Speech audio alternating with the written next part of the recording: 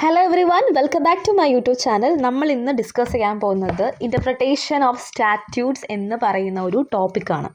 ആദ്യമായിട്ട് first of all എന്താണ് statute എന്ന് നമുക്ക് നോക്കാം. സ്റ്റാറ്റ്യൂട്ട്, അതിൻ്റെ മീനിങ്, അതിൻ്റെ ഡെഫിനിഷൻ.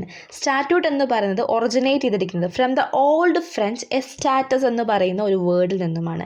എസ്റ്റാറ്റസ് എന്ന് പറയുന്നത് വന്നത് ലേറ്റ് ലാറ്റിൻ വേർഡായിട്ടുള്ള സ്റ്റാറ്റം. സ്റ്റാറ്റം എന്ന് വെച്ചാൽ ലോ, റെഗുലേഷൻ എന്നാണ്. ആ സ്റ്റാറ്റം വന്നിരിക്കുന്നത് ഫ്രം സ്റ്റാറ്റ്യൂറി എന്ന് പറയുന്ന ഒരു വേർഡാണ്. അതായത് അതിൻ്റെ അർത്ഥം എന്താണെന്ന് വെച്ചാൽ സെറ്റപ്പ് അല്ലെങ്കിൽ സ്റ്റേഷൻ ആൻഡ് അല്ലെങ്കിൽ ഫ്രം, ഈ ഒരു കാര്യം തന്നെ. And from status means position എന്നാണ്. സ്റ്റാറ്റസ് എന്ന് വെച്ചാൽ പൊസിഷൻ അല്ലെങ്കിൽ സ്റ്റേറ്റ് എന്നാണ്.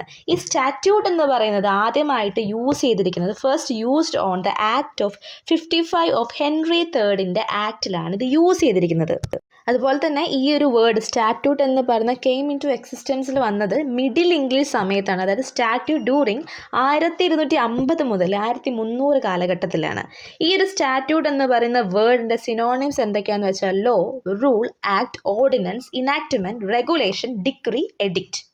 ഇനി നെക്സ്റ്റ് മീനിങ് ഓഫ് സ്റ്റാറ്റ്യൂട്ട്. സ്റ്റാറ്റ്യൂട്ടിൻ്റെ മീനിങ് എന്താണെന്ന് വെച്ചാൽ പലതരത്തിൽ വേരി ചെയ്യും. അത് യൂസ് ചെയ്യുന്ന കനോട്ടേഷൻ അനുസരിച്ച് ഇത് മാറിക്കൊണ്ടിരിക്കും.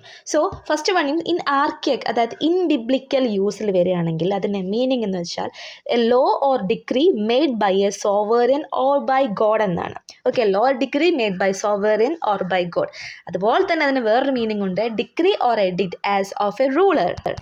ക്ലാസിക്കൽ യൂസിൽ പറയുകയാണെങ്കിൽ decree or edict as a ruler എന്നും, ലെജിസ്ലേറ്റീവ് യൂസിലെ ലോ റിലേറ്റഡ് അല്ലെങ്കിൽ law enacted by a legislature, and corporative യൂസിൽ an established law or rule as of a corporation.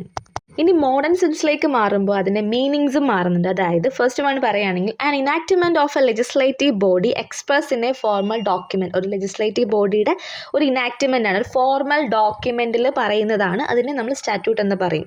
രണ്ടാമത് പറയുകയാണെങ്കിൽ ഒരു permanent rule made by a body, ഒരു body അല്ലെങ്കിൽ ഗവൺമെൻറ്റിന് വേണ്ടിയിട്ടുള്ള ഒരു പെർമനൻറ്റ് റൂള്, ഒരു ഫോർ ഇറ്റ്സ് ഇൻറ്റേർണൽ അഫേഴ്സിന് വേണ്ടിയിട്ടുള്ള ഒരു പെർമനൻറ്റ് റൂളിനെയും നമ്മൾ സ്റ്റാറ്റ്യൂട്ട് എന്ന് പറയും. And the third one is a written law passed by legislative body. Legislative body pass ചെയ്യുന്ന ഒരു written lawന് നമ്മൾ സ്റ്റാറ്റ്യൂട്ട് എന്ന് പറയും. And the fifth one is legislatureൻ്റെ ഒരു ഫോർമൽ ഇനാക്ട്മെൻ്റ് ആണ് statute. And the fifth one is an act passed by legislative body. Legislative body pass ചെയ്യുന്ന ഒരു ആക്ടിനെ statute എന്ന് പറയാം. And the last one is ഒരു ലീഗൽ ഡോക്യുമെൻറ്റ്, കോഡിഫൈ ചെയ്ത ഒരു legal document, the result of deliberation of a committee, society or legislative body. അപ്പോൾ ഇത്രയും കാര്യത്തിൽ നമ്മൾ മോഡേൺ സെൻസിൽ സ്റ്റാറ്റ്യൂട്ട് എന്ന് പറയുന്ന മീനിങ്ങിൽ ഉൾപ്പെടുത്താൻ കഴിയുന്നതാണ്. സോ ചാനൽ സബ്സ്ക്രൈബ് ചെയ്യാത്തവർ സബ്സ്ക്രൈബ് ചെയ്യുക. ഇനിയും അടുത്ത വീഡിയോ ആയിട്ട് വീണ്ടും കാണാം. Take care.